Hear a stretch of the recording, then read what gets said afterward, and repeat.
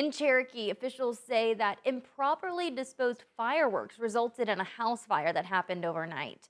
The Cherokee Fire Department was dispatched just before 1 a.m. to a home on the 700 block of West Cherry Street. Firefighters immediately began working to extinguish the fire. The house required an extensive overhaul where the fire started. Once the fire was brought under control, a search was conducted and responders removed two dogs from the home.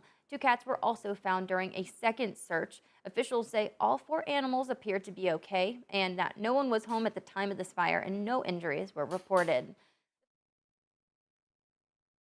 The fire department also noted, quote, "This incident clearly demonstrates the importance of keeping doors closed whenever possible during a fire. The closed door between the kitchen and the rest of the home significantly limited the spread of fire, heat, and smoke, reducing the overall damage to the structure and helping protect adjacent living spaces. A closed door can slow fire growth, improve survivability, and provide firefighters with valuable time to make entry and control the incident. Simple actions, such as closing a door, can have a major impact during an emergency."